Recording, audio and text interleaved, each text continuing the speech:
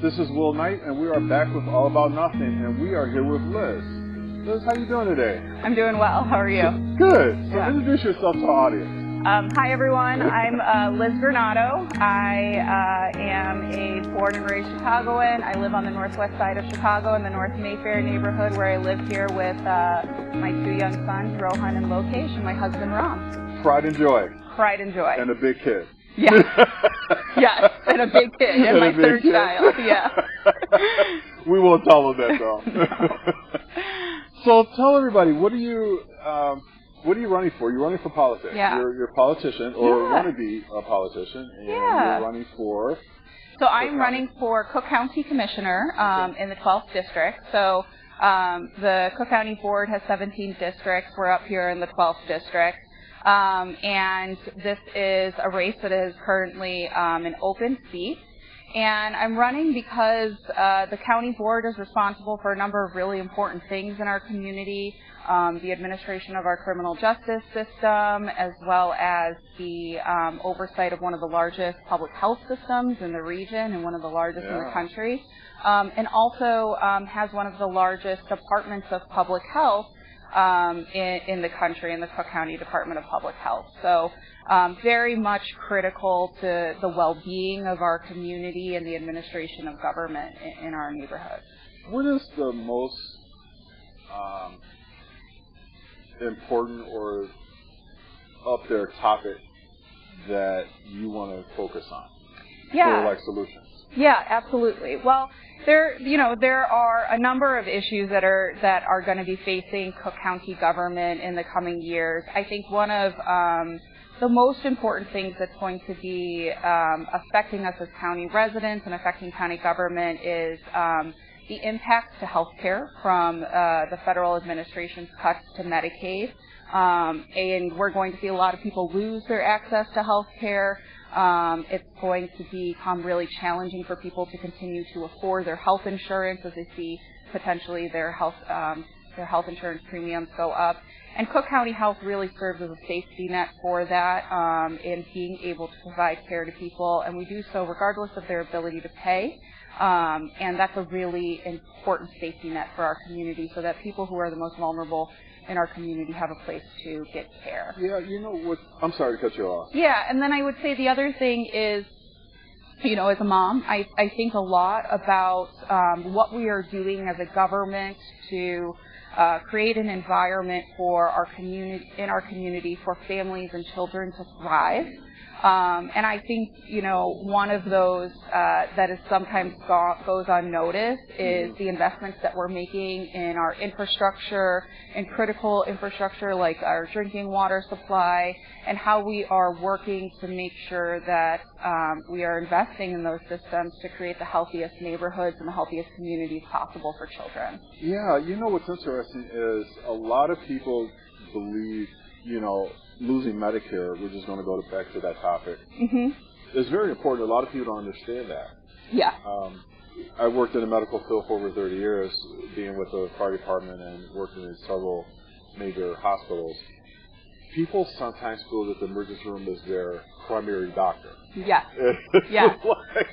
Yeah. No, this is not your primary doctor. But they don't have insurance.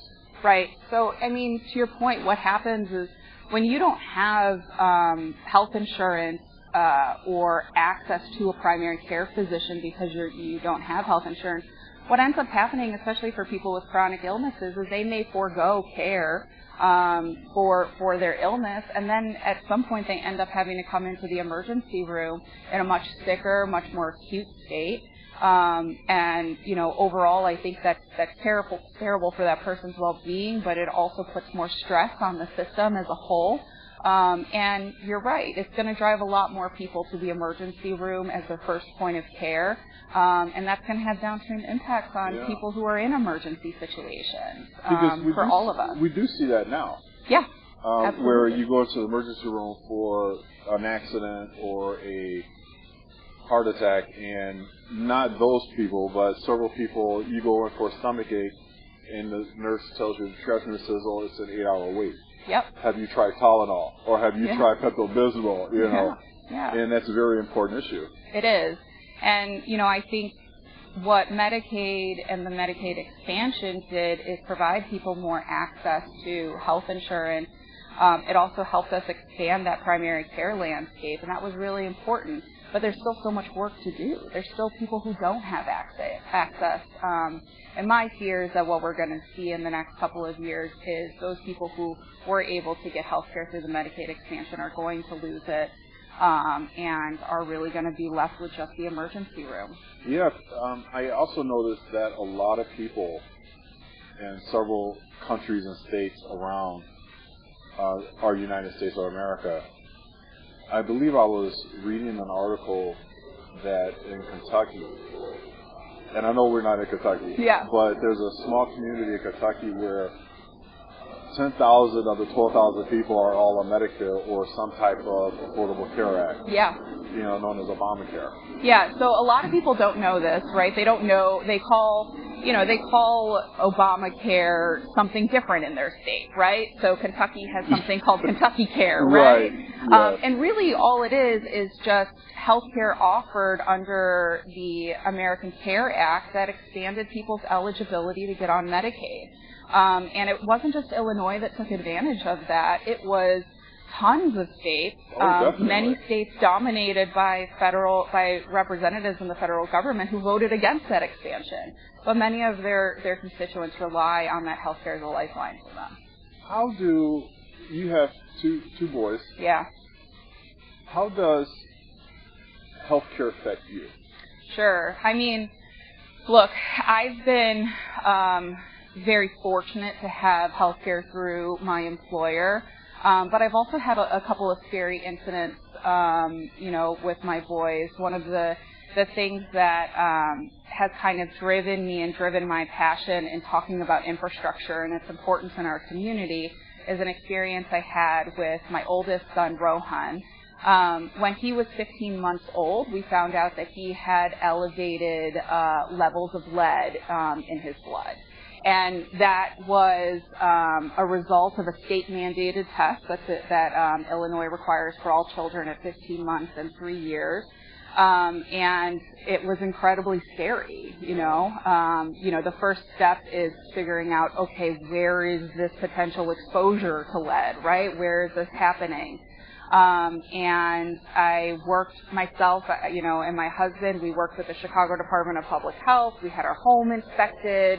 We found that there were sources of lead paint throughout our home. We had that stabilized, and then came back almost 15 months later and found out that my son's lead levels went up again. Really? Yeah. So, at that point, I had a 6-week-old baby and a 3-year-old, and you're in the home, and you're like, oh my God, where is this coming from? And you start researching, okay, what are the potential sources of exposure for lead? We have now found out, and I think we're talking more about the fact that almost most of the housing stock in Chicago has a lead service line. So the line that is delivering drinking water from the public water main to our homes has lead components. And that has the potential to leach lead into the drinking water in our home. So knowing that, I'm sitting here knowing that my son has now even higher lead levels. I'm feeding my 6-week-old infant a bottle of formula made with tap water, and I'm terrified at that moment because you're like, what could I have done as a parent to try to prevent this exposure? And it is just a very scary thing to hear from your doctor.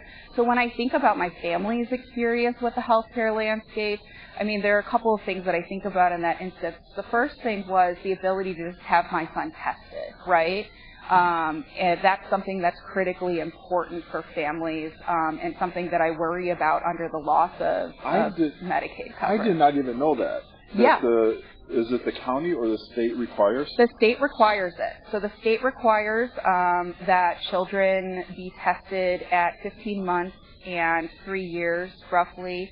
And that is a requirement for all children throughout Illinois. There are even more stringent requirements if you live in an area that is known to have a higher likelihood of lead exposure based on the drinking water infrastructure or the age of the home. But what I'll share with you is that during the pandemic, we saw those testing rates for children really go down. So a lot of kids were possibly having exposure and not knowing it, just because access to healthcare became a lot more challenging during the pandemic. Yeah, I remember a couple of months ago, I was looking for another doctor because I wasn't satisfied with the doctor that I had, so I wanted a second opinion and look for another doctor. And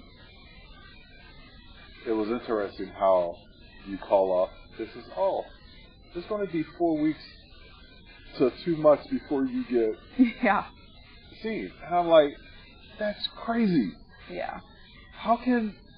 So you want me to go to the emergency room right before I come to the doctor, but you have no appointments at all for 2 months. Yeah, absolutely. And I think that's definitely something that as a parent you struggle with, right? Like, I think that the healthcare landscape is stressed in terms of the availability of physicians and the ability to pair available care services to where they're needed, without a doubt. And of course, Cook County Hospital is one of the largest hospitals and trauma center in Illinois. Yeah, it's a 600-bed hospital. It's a level 1 trauma center. It is, without a doubt, probably one of the most critical healthcare facilities that we have in the region. And the waiting time is always you're not going to go in and be out in 2 hours. No. So what are some of your key issues that you want to address? Yeah, so I think for me, it's protecting Cook County Health's ability to provide that care. It's expanding that care, making sure that we are expanding the messaging around this so that people know, okay, if you lose your health insurance, you can go to a Cook County Health clinic, right? You can get early care. And then also, for the second thing that I think is most important to me is partnering with our fellow governments, the City of Chicago, the State of Illinois, and actually addressing lead service line replacement. Right now, the City of Chicago is estimating that they will be done replacing all of the lead service lines in our city by 2076. Wow. So that's almost 50 years from now. And as a parent, that terrifies me because that's ridiculous. How many more kids are going to have exposure to lead before that happens? So I think as a county government, we really have to stand up and both amplify the message that this is something that has a critical impact on the public health of our community. And we need to be convening our partners in the city and the state to talk about what sources of funding we have to actually get this work done and how we move it faster. Because every year that this gets pushed out is another year that a kid is potentially exposed. And it's interesting because now you're saying, or shall I say the government is saying, we're going to replace these and it won't be done for 55 years. So you have a 1-year-old right now. Is their kid going to be? Right. Yeah. Or their grandkids. And then all of a sudden this is like, 50. Okay, I'm 56 years old, so there's no more lead in our city, or county. Yeah.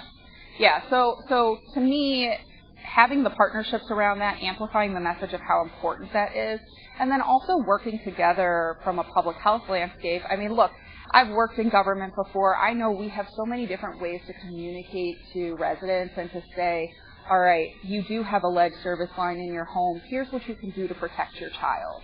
I wish that I would have gotten that information in the hospital when my child was born, right? You're going home to a home in Chicago. If it was built before 1970-something, make sure you're using filtered water for your formula, right? We have a lot of ways to communicate to people, and I think we can be doing that better because, I understand infrastructure can't be replaced in a day, but we can be much better at communicating to parents so they know what the risks are to their children. What's interesting is I was a paramedic for years with the Chicago Fire Department, and we always kind of like wanted hospitals that have deliver babies, because not all hospitals in Chicago deliver babies. Yep. But we wanted those hospitals like Northwestern, Rush, all those other, teach CPR after or before when the baby is about to be delivered or after it's delivered or before it's delivered. It's an 8-hour course. Right. You know, so it's just like teach your parents CPR. Yeah. Give them information, like you say, on lead, or give them information just like you do in a booklet or a pamphlet. Yeah. Give them the information so we can stop this healthcare crisis going from 0 to 100, you know, within 2 years, and all of a sudden you're being tested, and your kid's being tested, and all of a sudden it's like, oh my God, there's lead in my CPR. Yeah. Where did he get this from? Yeah.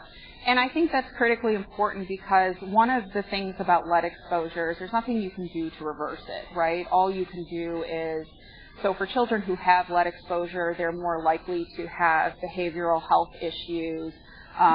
They're more likely to have challenges with learning in school. It doesn't mean every child who has lead exposure is going to experience that, but it makes it more likely. Mm-hmm. And the way you address those things are really just to provide more supports to them, provide therapies, provide additional services, which I can tell you as a parent are also hard to access in our community. But the best thing we can do, and public health experts agree on this, is to prevent exposure to lead. So if you get that information on day one when you're in the hospital, I think it at least gives parents the ability to know how to respond appropriately. And I look at other public health campaigns that have been really successful, like the Back to Sleep campaign, right? You know, if you are taking home a newborn infant today, you know they have to sleep on their back because they stress that so much in the hospital before you go home.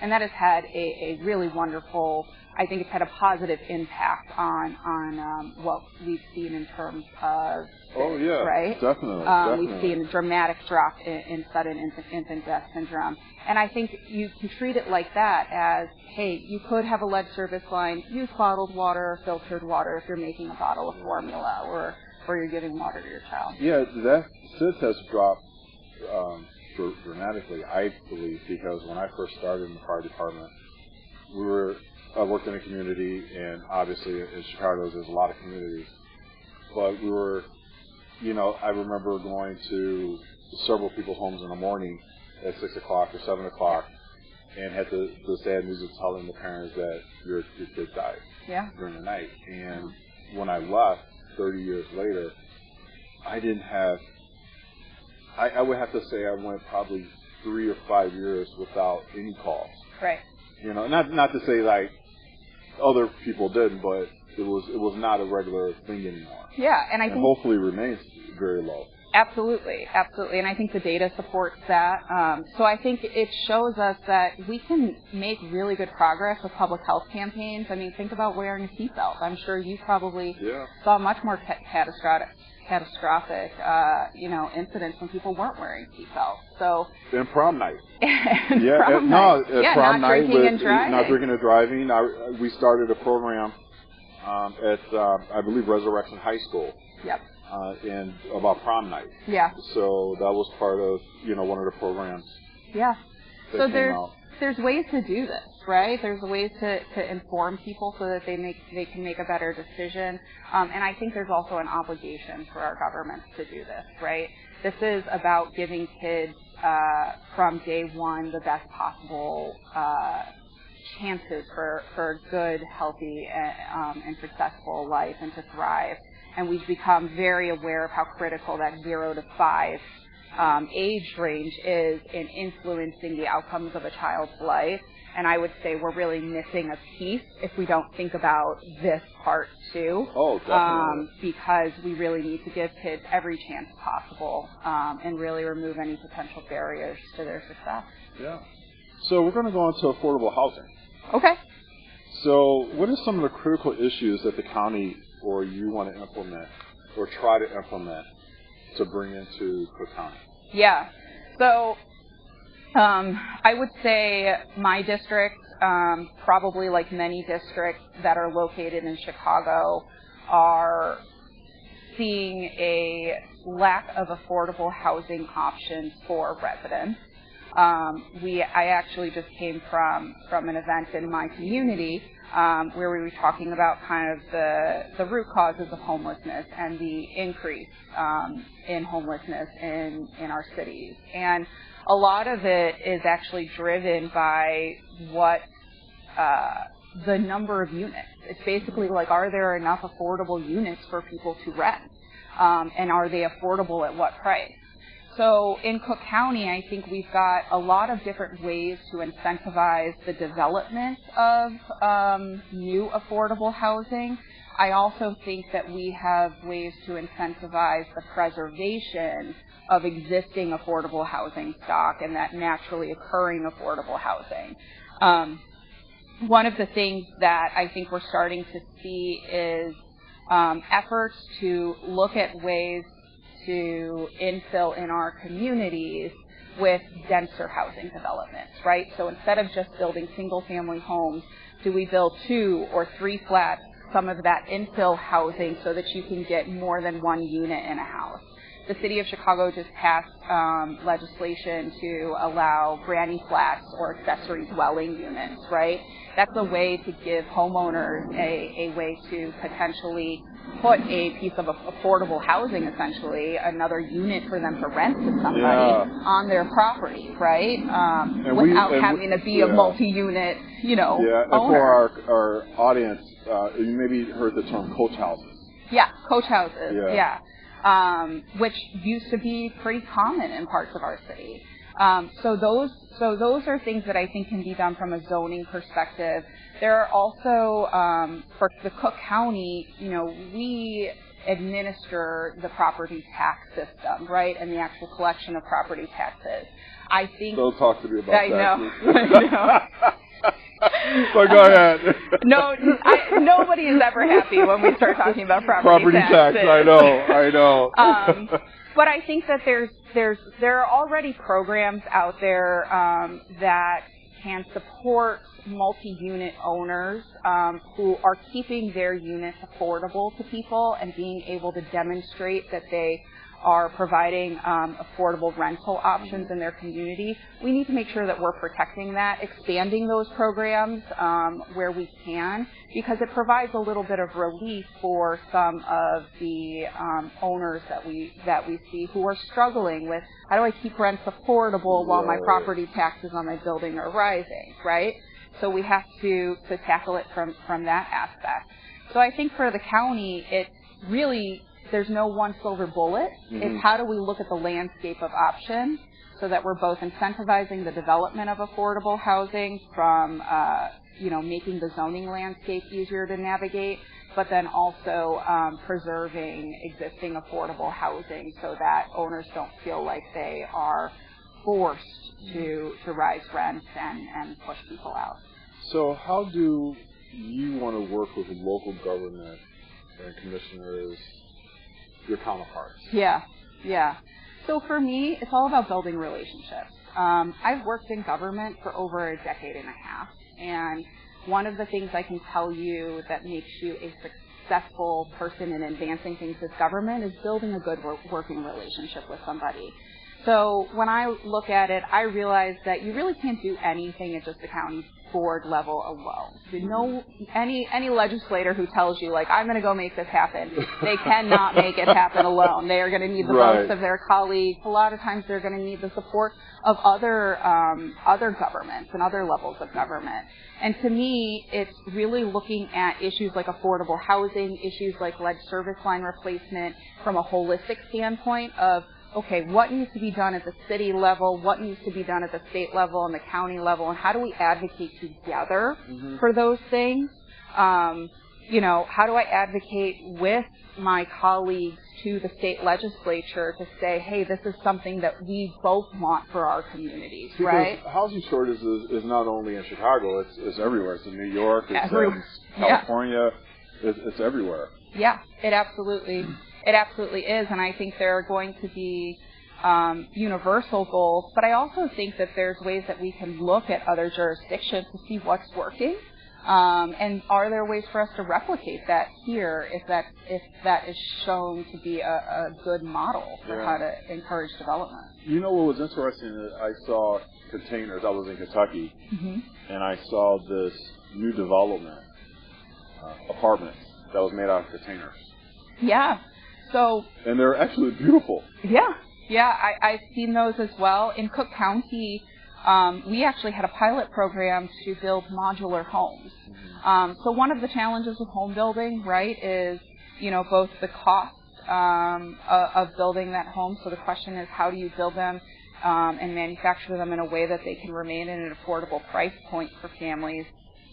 So we did a modular home pilot. One was in Humboldt Park. And essentially, these are prefabricated structures that get put together on site. It's very fast. And, these are homes that can be a great starter home for a family. They come in around the $350,000 price point. And it's a way for people to get access to home ownership. And it's a creative way to look at how we expand the existing housing stock to give people that opportunity. Well, that's a good idea. Yeah. They're pretty cool. They're very nice homes. Yeah, I was shocked when I saw them when I was in Kentucky. I was like, oh, wow, this is actually really cool. They're not in another state. I can't remember where they were, but they're becoming very popular. Yeah, absolutely. And that's the kind of stuff we need to be looking at, right? We have to be really creative in our solutions. There's probably no one solution that's going to address this.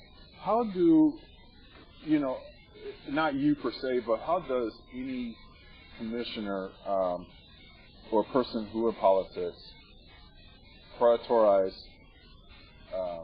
funding? Funding for some of these programs. Yeah.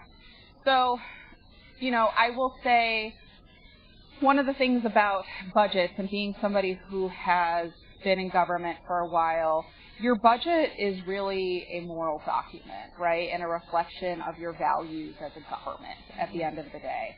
And I think when we look at how we're going to prioritize funding, we have to look first at where the need is greatest.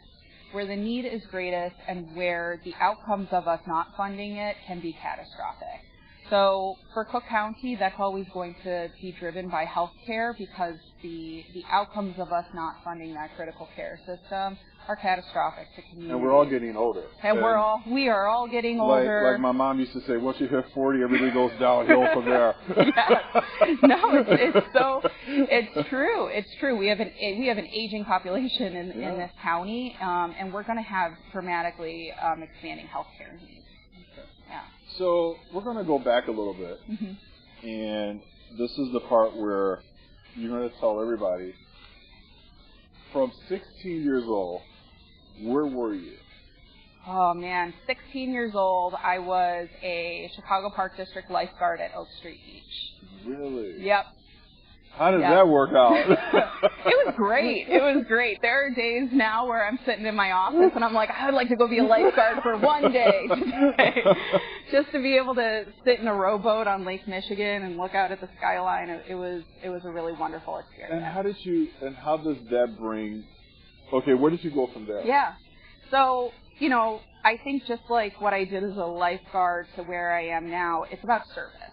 Right? It's about trying to find a way to serve your community in any small way possible. I was really driven to being a lifeguard because I was a swimmer, but I was really driven to being a lifeguard at that time because I wanted to help people. I wanted to make people safe, and I have a deep love for this city, and I wanted to be a part of that in that way. But I went from there to studying political science and ultimately found myself working in government straight out of college. And one of the first things I worked on for my local alderman was a large infrastructure project to reduce neighborhood flooding. Okay. And that came after an experience of seeing people's homes flood after a really large rain event. And it really drove me to this physical infrastructure space and our underground infrastructure and its critical impact on our communities. Yeah.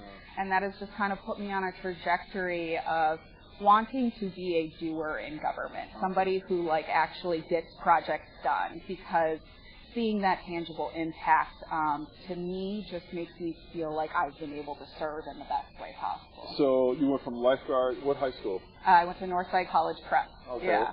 So proud CPS graduate. Okay. Yep. And from there I went to Fordham University. Where is that at? It is in New York. Okay. So I actually went to Fordham University. Our campus was in the Bronx. I volunteered as an EMT. Really? While I was out. Yeah. So I was an EMT. I was on the ambulance for my school's volunteer EMS. Okay. Yeah. And how did you feel about that? Well, see, I mean, talking about like emergency rooms being like the first point of care,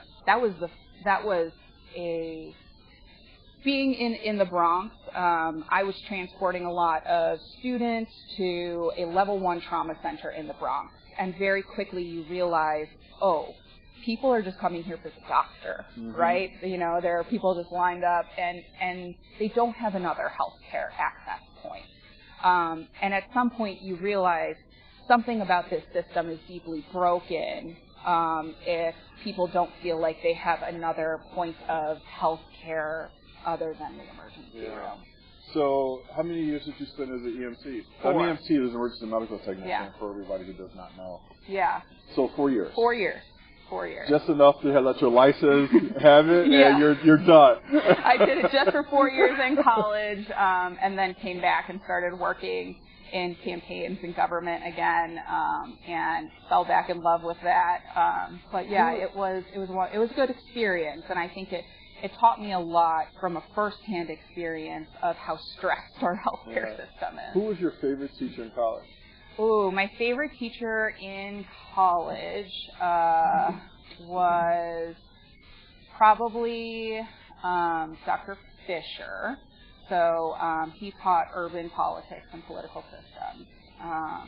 And then probably second to my professor who did our polling classes.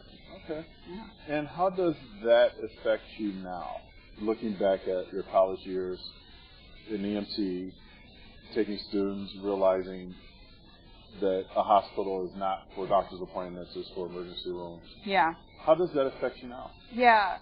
So I think I carry that experience with me to remind me there's so much more work that needs to be done, and it has been this way for a long time, so the problems are complex.